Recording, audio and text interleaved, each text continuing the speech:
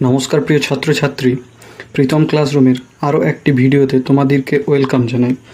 তো আমরা ইতিহাসের সিরিজে যে প্রশ্নগুলো করছিলাম, এমসিকিউ প্রশ্নগুলো, তো আজকে আমরা দেখে নেব তৃতীয় অধ্যায় অর্থাৎ বিদ্রোহ ও প্রতিরোধের যে অধ্যায়টা আছে সেই অধ্যায়ের কিছু গুরুত্বপূর্ণ এমসিকিউগুলো দেখে নেব।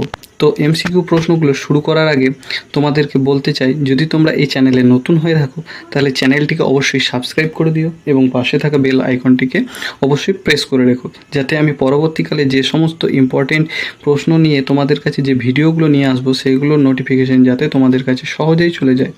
তো চলো দেরি না করে আজকের প্রশ্ন শুরু করা যাক। তো আজকের প্রথম প্রশ্ন আমরা দেখে নেব।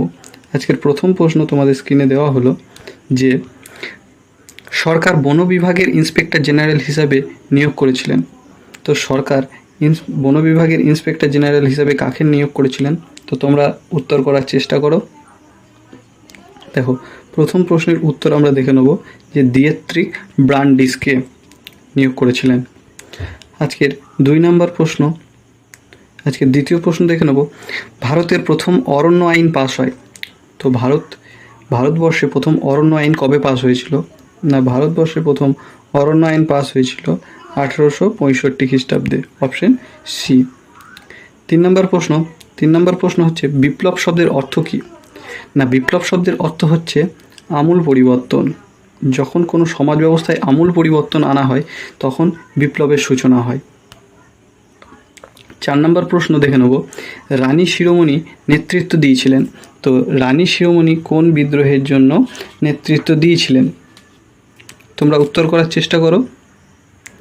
না, রানী শিরোমণি চুয়ার বিদ্রোহের জন্য নেতৃত্ব দিয়েছিলেন।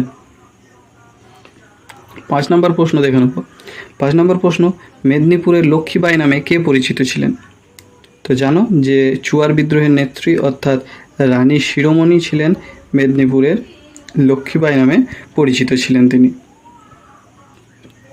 6 নম্বর প্রশ্ন, চুয়ার বিদ্রোহ সংগঠিত হয়েছিল কোথায়?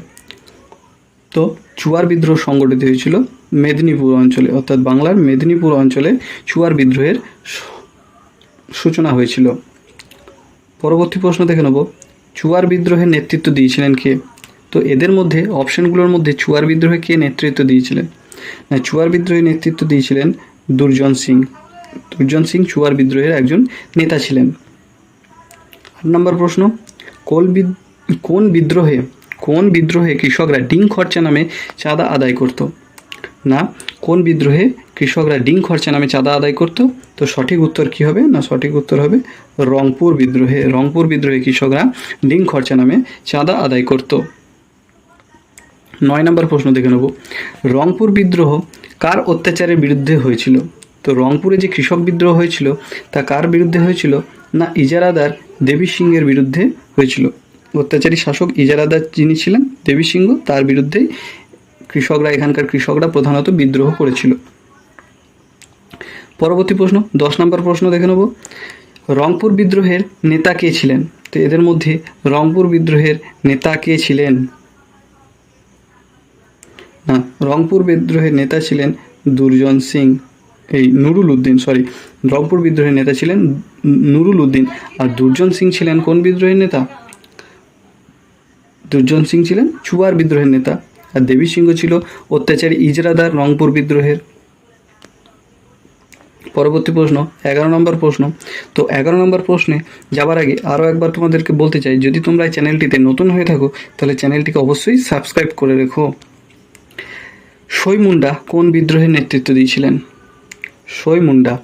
তো এখানে আমরা এই যে মুন্ডা নাম শুনে কখনোই মুন্ডা বিদ্রোহ করব না, কিন্তু শোই মুন্ডা নেতৃত্ব দিয়েছিলেন কোল বিদ্রোহের। শোই মুন্ডা নেতৃত্ব দিয়েছিলেন কোল বিদ্রোহের জন্য। 12 নম্বর প্রশ্ন দেখে নেব, কোল বিদ্রোহ অনুষ্ঠিত হয়েছিল কোথায়? না, কোল বিদ্রোহ কোথায় অনুষ্ঠিত হয়েছিল? কোল বিদ্রোহ অনুষ্ঠিত হয়েছিল ছোটনাগপুর অঞ্চলে, অর্থাৎ অপশন সি হয়ে যাবে সঠিক উত্তর, ছোটনাগপুর অঞ্চলে। 12 নম্বর প্রশ্ন, বুদ্ধ ভগত জোয়া ভগত কোন বিদ্রোহে নেতৃত্ব দিয়েছিলেন? বুদ্ধ ভগত জোয়া ভগত কোন বিদ্রোহে নেতৃত্ব দিয়েছিলেন? না, এনারা কোল বিদ্রোহের নেতৃত্ব দিয়েছিলেন? 14 নম্বর প্রশ্ন, কোল বিদ্রোহ সূচনা হয়েছিল কত সালে? কত খ্রিস্টাব্দে কোল বিদ্রোহের সূচনা হয়? না, কোল বিদ্রোহের সূচনা হয়েছিল 1831 খ্রিস্টাব্দে। Option C. পরবর্তী প্রশ্ন 15 নম্বর প্রশ্ন, দামিন ই কোহতে বসবাস করত? দামিন ই কোহতে কারা বসবাস করত? না, দামিন ই কোহতে বসবাস করত সাঁওতালরা। অর্থাৎ সঠিক উত্তর হয়ে যাবে সি। সি এখানে সঠিক উত্তর হয়ে যাবে। পরবর্তী প্রশ্ন 16 নম্বর প্রশ্ন, সিধু কানহু কোন বিদ্রোহের নেতা ছিলেন? অর্থাৎ সিধু মুর্মু ও কানহু মুর্মু কোন বিদ্রোহের নেতা ছিলেন? সঠিক উত্তরটি হবে কোন বিদ্রোহ?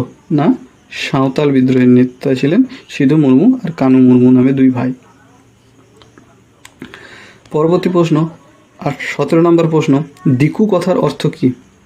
তো দিকু কথার অর্থ হচ্ছে বহিরাগত ব্যবসায়ীদের দিকু বলা হতো। সাঁওতালদের এলাকায় যে বহিরাগত ব্যবসায়ী ছিলেন তাদের দিকু বলা হতো।